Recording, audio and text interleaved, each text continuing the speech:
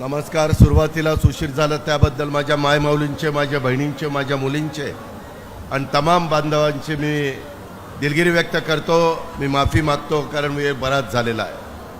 आजच्या या सभेला उपस्थित असणारे प्रांताध्यक्ष सुनील तटकरेजी, विधिमंडळातील सहकारी, इंदापूरचे लोकप्रिय आमदार दत्तामामा भरणे, शेजारच्या करमाळ्याचे लोकप्रिय आमदार संजय मामा शिंदे, रुपाली चाकणकर, प्रदीप गारडकर, सुरेश गुले, राजलक्ष्मी भोसले, लतीफ तांबोळी, वसीम बुराण, आनंद चंदनशिवे, वैशाली नागोडे, शशिकांत तरंगे, साधना केकान, हनुमंत कोकाटे, सर्व माझे इंदापूर तालुका, इंदापूर शहर आणि परिसरातील जमलेले राष्ट्रवादी काँग्रेस पक्षाचे जीवाभावाचे सहकारी, सर्व संस्थांचे आजी माजी सन्माननीय पदाधिकारी, मोठ्या संख्येने उपस्थित असणाऱ्या माझ्या मायमाऊली, आमच्या बहिणी, आमच्या मुली, आमचे बांधव आणि माझ्या तरुण मित्रांनो, सध्या महाराष्ट्रामध्ये जनसन्मान यात्रेच्या निमित्तानं मी आणि माझे सगळे सहकारी फिरतोय. जनसन्मान यात्रेमागचं कारण म्हणजे आम्ही जनसेवक आहोत. जनतेची सेवा करणारा अजित पवार, दत्ता भरणे, संजय मामा शिंदे आम्ही सगळेजण आहोत. आणि त्याच्यामुळे जनतेच्याकडे जाऊन जनतेचा सन्मान करणं, जनतेच्या बद्दल, समाज बांधवांच्या बद्दल, मायमाऊलींच्या बद्दल गेल्या अर्थसंकल्पामध्ये महाराष्ट्रातल्या तमाम जाती धर्माच्या माझ्या महिला, तमाम माझ्या जाती धर्माचे बांधव यांच्याकरता काय योजना आम्ही दिल्या हे सांगण्याचं काम आम्ही या निमित्तानं करतोय. इंदापूरकरांनो, मी सभेला जातोय, मी कुणावर टीका टिप्पणी करत नाही, कारण योजनाच आम्ही इतक्या चांगल्या दिल्यात. महायुतीच्या सरकारच्या माध्यमातून गेल्या काही वर्षामध्ये जो निधी आम्ही दिला, त्याच्या आधी पण सरकारमध्ये असताना आमचा दत्तामामा राज्यमंत्री सार्वजनिक बांधकाम होता, त्याही वेळेस मी अर्थमंत्री होतो. त्यावेळेस राज्याला, जिल्ह्याला आणि वेगवेगळ्या तालुक्याला निधी देण्याचा प्रयत्न केला. शेवटी आमदार आपण कशाकरता निवडून देतो? आपल्या इथली विकास कामं करण्याकरता. आणि आम्ही गेल्या 5 वर्षाच्या मध्ये महायुती सरकारच्या माध्यमातून आणि त्याच्या आधीच्या सरकारच्या माध्यमातून विकास कामं केलेली आहेत. त्याचा उल्लेख दत्तामामांनी केला. मित्रांनो, तुम्हाला सगळ्यांना, मायमाऊलींना माहिती आहे, अख्ख्या महाराष्ट्राला माहिती आहे, मी काही खोटं बोलत नाही किंवा मला खोटं बोलून काही मिळवायचं देखील नाही. आत्ता मामांनी सांगितलं की 5,000 कोटीची कामं दिली. मामांनी थोडासा त्याच्यामध्ये आकडा लपवण्याचा प्रयत्न केलेला आहे. मी आपल्याला सांगतो, मामा दुसऱ्यांदा निवडून आल्यानंतर 2019 ते 2024 या काळामध्ये मी तुमच्या तालुक्याला 5,495 कोटी रुपये आणि 5,495 कोटी आणि 34 लाख रुपये दिले. तुम्ही म्हणाल, काय अजित पवार एवढं तुम्ही सांगताय? महत्त्वाचंच सांगतो. इंदापूर तालुक्यात, माझ्या बारामती तालुक्यातनं जो पालखी मार्ग निघतो आणि इंदापूर तालुका संपेपर्यंत जातो, त्याचीच किंमत 760 कोटी आहे. हॅम अंतर्गत अकोले, कळस, शेरगाव, निमसाखर, डाळस, कळस, वालचंदनगर रस्ता 44 किलोमीटरचा 237 कोटी रुपयाला त्याला मान्यता दिली. त्याचं निविदा स्तरावर काम चाललेलं आहे. उजनी धरण जलस्थळावर शिरसोडी ते कुगाव दरम्यान जलसेतू, तो माझा करमाळा तालुक्याचा आमदार, इंदापूर तालुक्याचा आमदार, दोन्ही आपल्या विचाराचे 382 कोटी रुपये त्याला मान्यता दिली आणि त्याचं भूमिपूजन आज केलं. त्याच्यातून करमाळ्याचं चित्र बदलून जाणार आहे, माझ्या इंदापूरचं चित्र बदलून जाणार आहे. लोकांना 1.5 तास यावं लागायचं. कधी नावेतनं येताना लाटा आल्यानंतर नाव उलटायची, माणसाचं जीवितहानी व्हायची, अनेक प्रकारच्या समस्याला सामोरं जावं लागायचं. आणि पूल असा तसा केला नाही. 7.5 मीटरचा त्याच्यामध्ये पूल, म्हणजे 7.5 मीटरचा रुंदीचा आणि जवळपास एकूण 12 मीटर रुंदीचा पूल आहे. त्याच्यातनं व्यवस्थित वाहनं, 4 पदरी, 2 डबल ट्रेलर ट्रॅक्टर जायचं म्हटलं तर जाईल, अशा प्रकारची व्यवस्था केली. आपल्या इथं सकाळीच इंदापूरचं शहर मलनिस्सारण भूमिगत गटार 61 कोटीला मान्यता, त्याचं भूमिपूजन केलं. इंदापूर तालुक्यामध्ये बांधकाम विभागातर्फे भिगवण विकास कामं 487 कोटीची आणि इंदापूर विभाग विकास कामं 457 कोटीची, पाणी पुरवठ्याची कामं ही आपण जवळपास 214 कोटी रुपयाची त्या ठिकाणी केली आणि अजून एक पाणी पुरवठ्याच्या संदर्भामध्ये एक मोठं काम आपण आपल्या तालुक्याच्या करता त्या ठिकाणी केलेलं आहे, त्याचा पण उल्लेख त्यामध्ये आहे. याही गोष्टीचा अंतर्भाव आम्ही सगळ्यांनी केलेला आहे. 597 कोटीची महाराष्ट्र जीवन प्राधिकरण जल जीवन मिशन पाणी पुरवठा योजना, शिवाय 132 कोटीची शहरातली कामं, शिवाय बरेच वर्ष माझ्या बारामती तालुका आणि इंदापूर तालुक्याची जी काही योजना होती ती योजना, त्या योजनेला मान्यता देण्याच्या करता आम्ही सगळ्यांनी पुढाकार घेतला. ती उपसा सिंचन योजना लाकडी लिंबोडी, त्याच्याबद्दल बरेच वर्ष त्या ठिकाणी चाललेलं होतं, पण काही ना काही अडचण यायची. जलसंपदा विभागामार्फत लाकडी लिंबोडी उपसा सिंचन योजना 350 कोटीची, त्याच्यामध्ये 10 गावं मला वाटतं इंदापूर तालुक्यातली आणि 7 गावं बारामती तालुक्यातली, ज्या भागामध्ये कधी पाणी जात नव्हतं, इथं अशा सगळ्या योजना 5,500 कोटीच्या.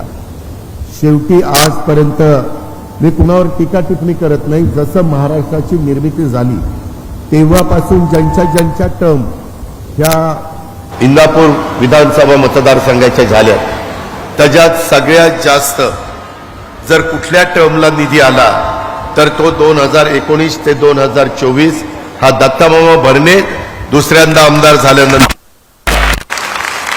आज माझ्या आया बहिणी एवढ्या प्रचंड संख्येने आल्या, गुलाबी फेटा बांधलाय, अतिशय उत्तम पद्धतीनं उत्साहाचं वातावरण आहे. उशीर झाल्यामुळं थोडीशी अडचण झाली, पण माय माऊलींनो, मी ज्यावेळेस अर्थसंकल्प सादर करत होतो त्यावेळेस खूपदा विचार आला की बाबा आपण दर वेळेला 10 वेळेला अर्थसंकल्प सादर केला, त्यावेळेस असा अर्थसंकल्प सादर करायचा, विकास कामही झाली पाहिजे, इन्फ्रास्ट्रक्चर ज्याला आपण म्हणतो ते पायाभूत सुविधा, तिथंही अडचणी यायला नको, परंतु माझ्या गरीब वर्गाला पण मदत झाली पाहिजे. आणि मदत करताना कुठल्याही जातीभेद जातीपात असा होता कामा नये. जेवढ्या जाती धर्माची माय माऊली आणि बांधव गरीब आहेत त्या सगळ्यांना त्याचा फायदा झाला पाहिजे.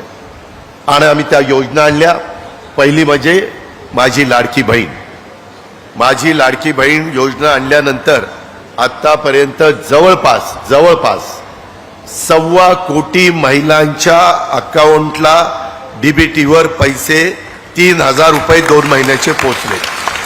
इथं ज्यांच्या अकाउंटला पैसे पोचलेत त्या महिलांनी हात वर करा. या का बघा तटकरेजी, एवढ्या माझ्या मायमौलींच्या अकाउंटला पैसे पोचलेत. राहिलेल्या मायमौलींनी घाबरू नका. अजित दादाचा वादा आहे, दादा वादाचा पक्का आहे. मी तुमचा भाऊ म्हणून सांगतोय, हे आम्ही आमच्या बहिणींना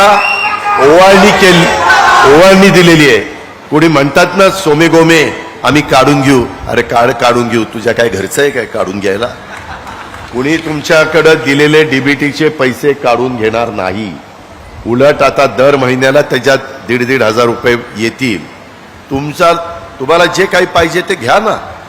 अहो, हा पैसा मार्केटमध्ये आला तुमच्या हातात की मार्केटचा एक तेजी आली आहे, मार्केट भरून गेलंय.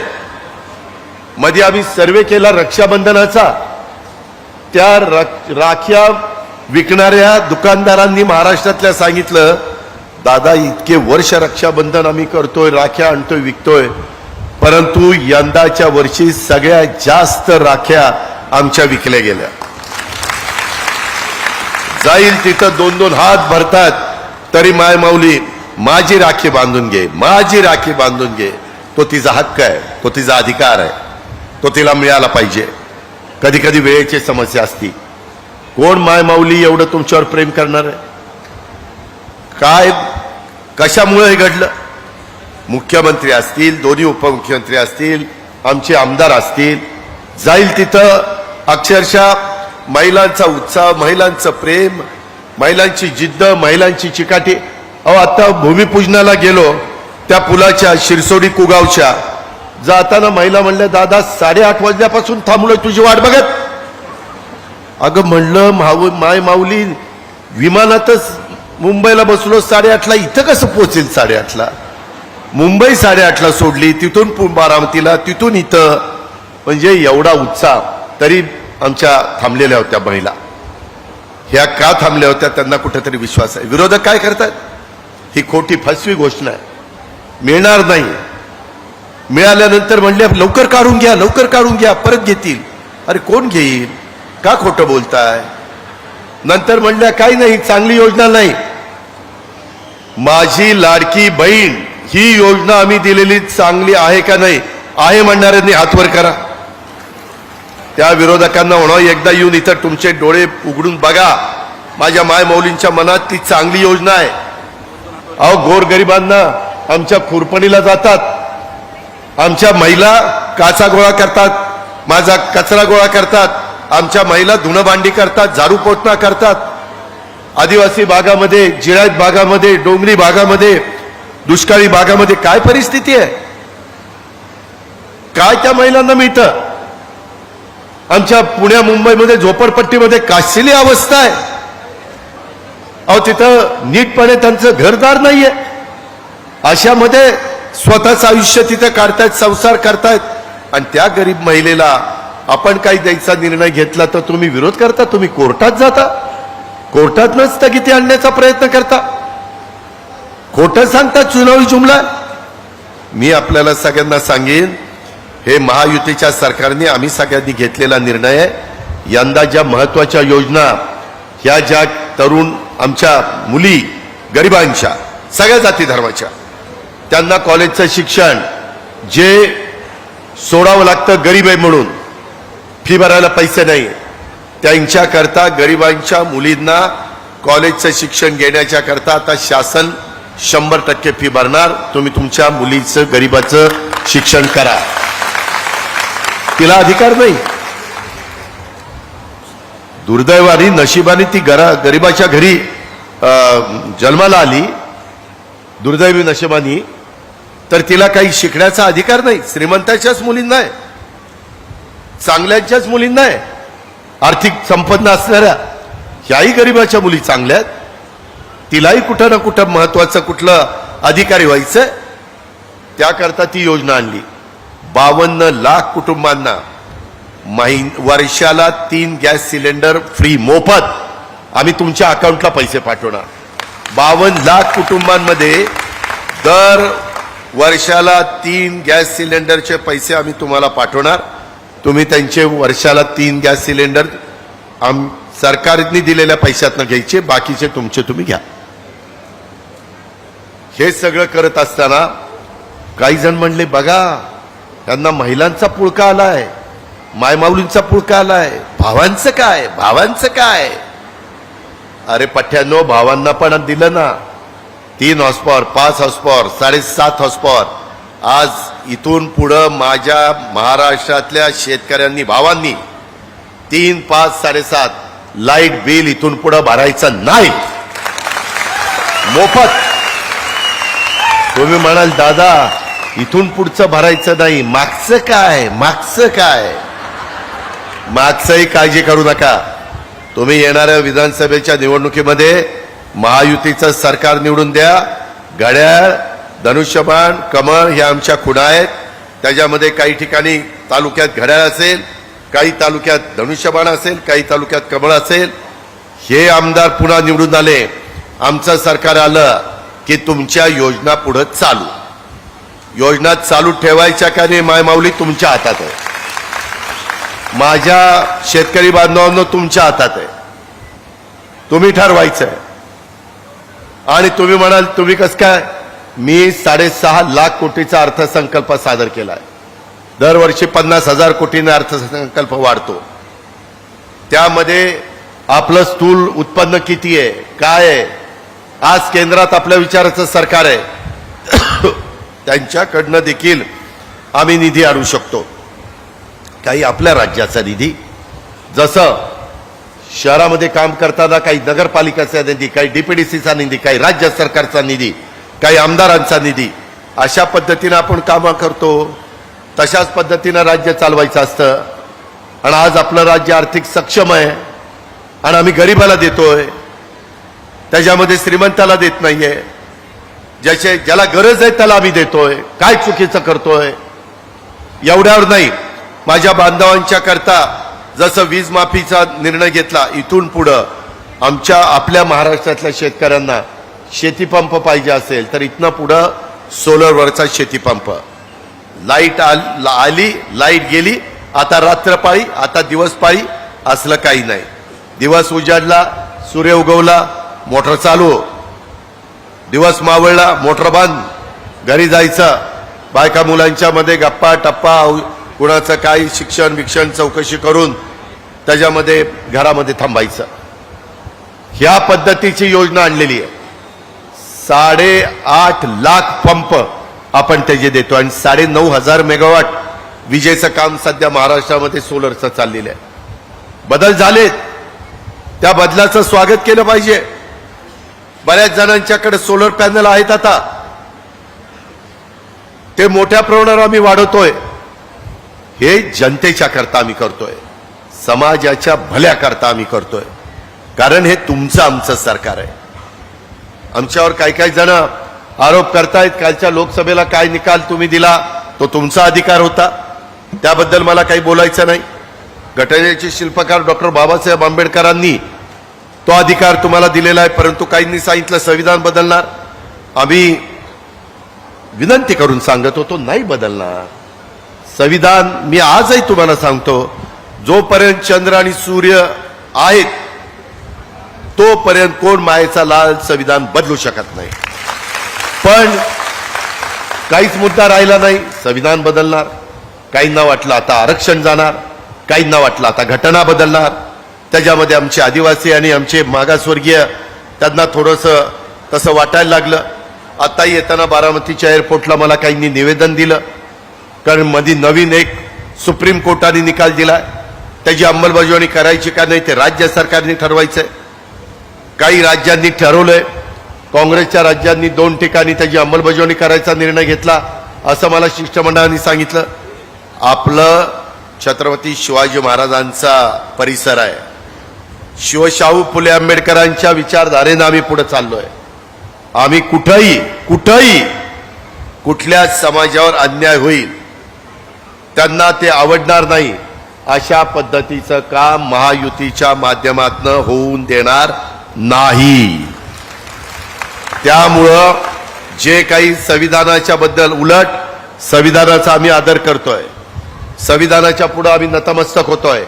त्या दिवशी प्रांताध्यक्षांनी 15 ऑगस्टला संविधानाचं वाचन राष्ट्रवादी काँग्रेस पक्षाच्या ऑफिसमध्ये करायला सांगितलं. हनुमान तुम्ही केलं की नाही? केलं. प्रदीप गारडकर तुम्ही केलं की नाही? केलं. मी पुण्यामध्ये दीपक मानकर आम्ही केलं. एवढं संविधानाच्या बद्दल आम्हाला असतंय. अहो, जगातलं सर्वोच्च संविधान आहे, त्याचा विचार आपण केला पाहिजे ना. एबीपी माझा, उघडा डोळे बघा नीट.